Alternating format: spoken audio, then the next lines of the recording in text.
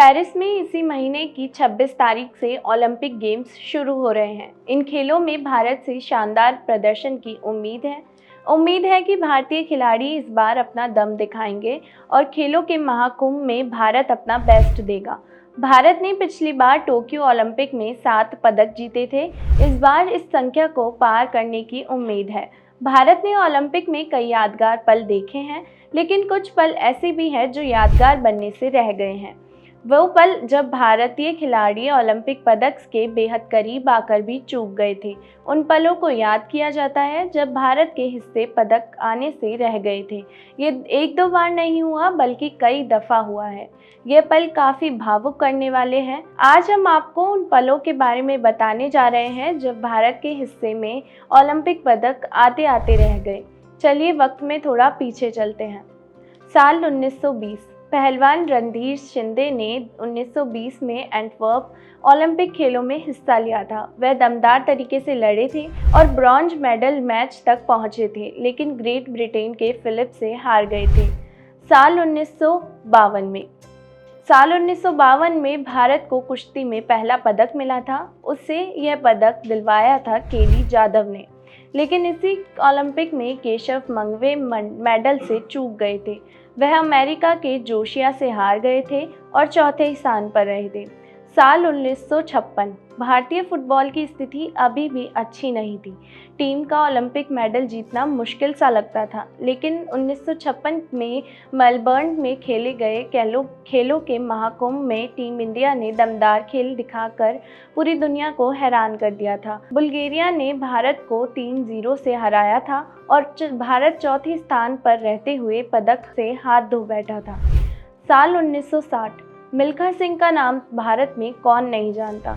साल 1960 में मिल्खा सिंह ने रोम ओलंपिक्स में मिल्खा ने पुरुषों की 400 मीटर स्प्रिंट में कदम रखने की ठानी और दमदार अंदाज में रेस की शुरुआत की, लेकिन पूरी कोशिश करने के बाद भी मिल्खा सिंह चौथे स्थान पर रहे और ब्रॉन्ज मेडल से चूक गए थे। साल 1972। भारतीय पहलवान प्रेमनाथ ने रोम ओलंपिक में लगभग पदक जीत ही लिया था। 7वें राउंड तक उन्होंने नो पेनल्टी अंक अर्जित किए थे, लेकिन काफ़ी करीब आकर भी मेडल से चूक गए थे। पहले स्कोर पेनल्टी को ध्यान में रखकर गिना जाता था। अंत में जो 3 पहलवान टॉप 3 में रहते थे उन्हें मेडल मिलता था।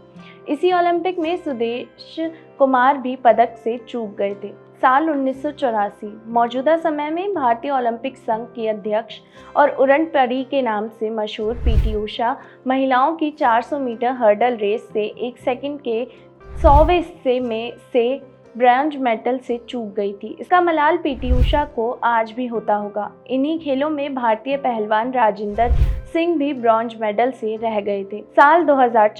साल 2004 में एथेंस में खेले गए ओलंपिक में भारत को 2 दिग्गज टेनिस खिलाड़ी लिएंडर पेस और महेश भूपति करीब आकर पदक नहीं जीत सके थे। इन दोनों की जोड़ी मेंस डबल्स के सेमीफाइनल में हार गई थी। इसी साल महिला वेटलिफ्टर कुंजा रानी देवी महिलाओं के 48 किलोग्राम भार वर्ग में चौथे स्थान पर रही थी। लंदन ओलंपिक 2012 भारत के लिए बहुत अच्छा रहा था। भारत ने 6 पदक जीते थे, लेकिन ये संख्या 7 भी हो सकती थी। निशानेबाज जॉयदीप करमाकर पुरुष 50 मीटर राइफल प्रॉन शूटिंग के फाइनल में पहुंच गए थे, लेकिन चौथे स्थान पर रहते हुए पदक नहीं जीत सके। साल 2016। बीजिंग ओलंपिक 2008 में निशानेबाजी में ओलंपिक गोल्ड मेडल जीतने वाले अभिनव बिंद्रा 2016 रियो ओलंपिक में पुरुषों की 100 मीटर एयर राइफल इवेंट में चौथे स्थान पर ही रह गए थे और एक ओलंपिक पदक से चूक गए थे। इसी ओलंपिक में टेनिस में सानिया मिर्जा और रोहन बोपन्ना मिक्स्ड डबल्स में निर्णायक मैच से हार गए थे। जिम्नास्टिक में महिला भारतीय खिलाड़ी दीपा कर्माकर भी चौथे स्थान पर रहते हुए पदक से चूक गई थी। साल 2020। टोक्यो ओलंपिक में भी भारत 2 और पदक जीत सकता था, लेकिन किस्मत को कुछ और ही मंजूर था।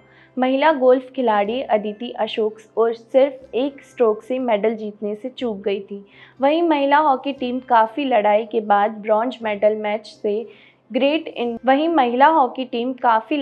बाद ब्रॉन्ज मेडल मैच में ग्रेट ब्रिटेन से हार गई थी।